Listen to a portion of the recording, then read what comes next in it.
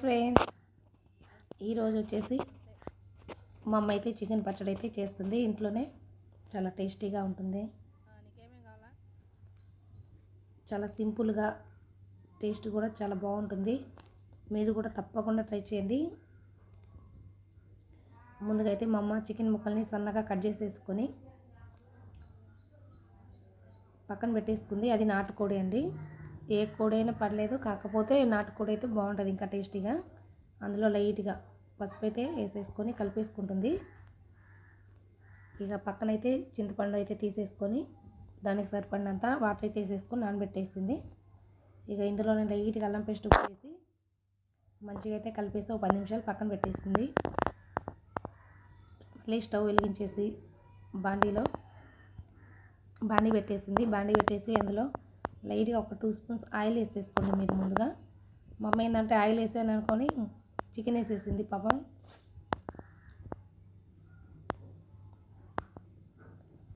ఇప్పుడు మంచిగా అయితే కలుపుకోవాలి. మేము మధ్యలో యాడ్ చేసామండి. అదేంటంటే ఆయిల్ లేకపోతే మొత్తం బాండీకి అంటుకుంటుంది. లైట్గా ఒక 2 స్పూన్స్ వేసేసుకొని అందులో వచ్చే వాటర్ అంతా ఇనికిపోయి డ్రై అయిపోవాలి మొత్తం. ముందు సిమ్లో పెట్టుకొని ఫస్ట్ స్టార్టింగ్ స్లోగా కలుపుతూ ఉండండి, ఎందుకంటే మొత్తం బాండీకి అంటుకుంటుంది. తర్వాత హై ఫ్లేమ్లో పెట్టేసి మంచిగా వాటర్ అంతా వస్తాయి, పూర్తిగా డ్రై అయితే అయిపోవాలి, వాటర్ లేకుండా, లేకపోతే పచ్చడి అన్నది చాలా పాడైపోతుంది. ఇదిగో చూడండి, వాటర్ చూడండి ఎట్లా వస్తున్నాయో. మన వాటర్ పోయకుండా అందులో నుంచి వాటర్ అయితే వస్తున్నాయి. ఈ పచ్చడి వచ్చేసి మినిమం 6 months దాకా ఉంటుందండి. చాలా సింపుల్గా, ఎక్కువ మసాలా అన్నది లేకుండా మా అమ్మ అయితే చేసేసింది. ఇక అన్నీ వేసుకోవచ్చు, కాకపోతే మనకి ఏంటంటే చికెన్ పచ్చడి అన్నది చికెన్ పచ్చడి లాగానే ఉండాలి, కర్రీస్ లాగా ఉండకూడదని మా అమ్మ అయితే ఏం వేయట్లేదు. ఇక చూడండి, మొత్తం అయితే డ్రై అయితే అయిపోయింది. ఇక ఈ చికెన్ని ఒక ప్లేట్లో అయితే తీసేసుకుందాము. బాగా డ్రై చేసుకోవాలండి, వాటర్ కూడా ఉండకూడదు, ఒక్క చుక్క కూడా. చూసుకోండి, మళ్ళీ చికెన్ అన్నది వేస్ట్ అయిపోతుంది. చికెనే కాదు, అన్నీ కారము, ఉప్పు, నూనె ఇవైతే వేస్ట్ అయిపోతాయి ఏమాత్రం కొంచెం తేడా వచ్చినా. నేనైతే మొత్తం మంచిగా అయితే ఫ్రై చేసేసాను.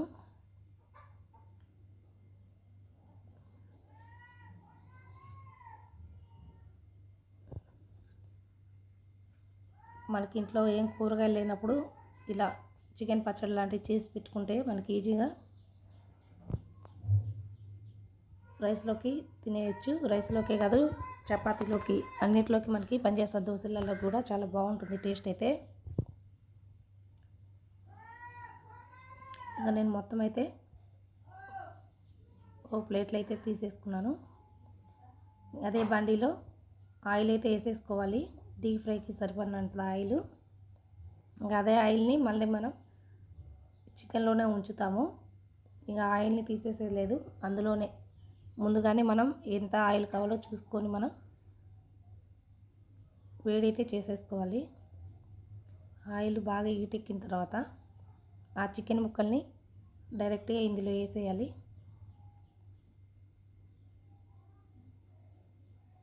మేమంటే ఏంటంటే ఒక 1/2 కిలోనే కాబట్టి దానికి సరిపడినంత అయితే వేసేసుకున్నాము. ఆయిల్ అయితే హీట్ ఎక్కింది. మా అమ్మ అయితే మొత్తం చికెన్ ముక్కలన్నీ వేసేసింది.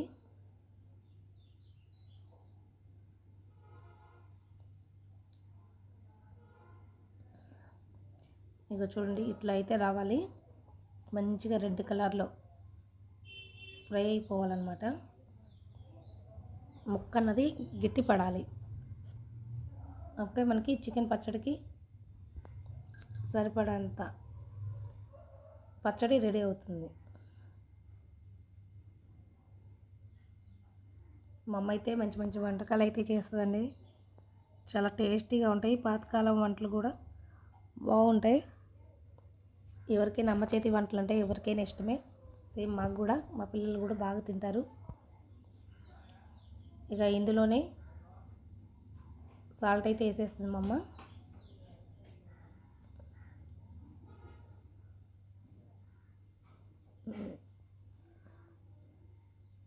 ఆయిల్లోనే చికెన్ వేసేసుకొని ఫ్రై అయితే చేసుకుంటుంది. ఇందులోనే జీలకర్ర వేసేసుకుంది. ఇక కరివేపాకు లేదండి, కరివేపాకు అండ్ కొత్తిమీర ఇవి రెండు లేవనేసి మేమైతే జస్ట్ అలా ½ కిలో అయితే చేసుకున్నాము. ఈసారి ఎక్కువ అంటే బడ్జెట్ ఎక్కువ కేజీలు, ఒక 2-3 కేజీలు చేసేటప్పుడు కొత్తిమీర కరివేపాకు అవి అయితే యాడ్ చేసుకుందాం అనేసి నేనైతే చెప్పాను. ఇందులోనే లైట్గా అల్లం పేస్ట్ వేసాను. ఏంటంటే ఎక్కువ అల్లం పేస్ట్ వేసినా అల్లం పేస్ట్ స్మెల్ వస్తుంటుంది, అందుకనేసి మేమైతే లైట్గా అయితే వేసేసాను. ఇందాక కొంచెం వేసాను, ఇప్పుడు కొంచెం. ఇవి మంచిగా అయితే ఫ్రై అయిపోవాలి.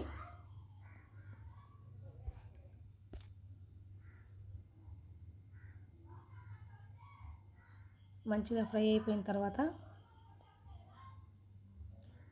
ఇందులోనే కారం వేసుకోవాలి.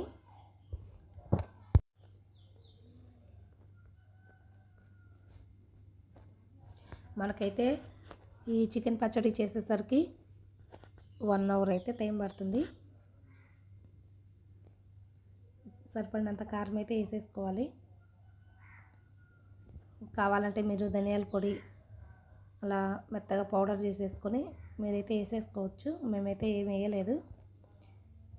ఇక ఉడికిందా లేదా అనేసి నేనైతే ఒక చిన్న చిన్న ముక్కలను అయితే తీసుకొని టేస్ట్ అయితే చేశాను. చాలా అంటే చాలా బాగుంది టేస్ట్ అయితే. ఇక మా అమ్మ అయితే స్టవ్ అయితే కట్టేసింది. మీరు ఇందులోనే వేడివేడిగా ఉన్నప్పుడే కొత్తిమీర కూడా కట్ చేసేసుకొని వేసుకోవచ్చండి ఉంటే. మాకు ఇంకా అప్పుడు అవైలబుల్ లేదు కాబట్టి వేయలేదు. నేను ఇందులో లైట్గా గరం మసాలా అయితే వేసేసాను, అది ఎక్కువ కూడా కాదు, లైట్గా అంతే ఫ్రెండ్స్. చల్లారిన తర్వాత ఒక బౌల్లో తీసేసుకొని ఒక బాక్స్లో స్టోర్ అయితే చేసేసుకోండి. ఫ్రిడ్జ్లో పెట్టుకున్నా ఏం కాదు, మనకి మినిమం 6 months ఉంటుంది. ఈ వీడియో మీకు నచ్చినట్లయితే లైక్ చేసి షేర్ చేసి అట్లాగే సపోర్ట్ చేయండి. Bye bye.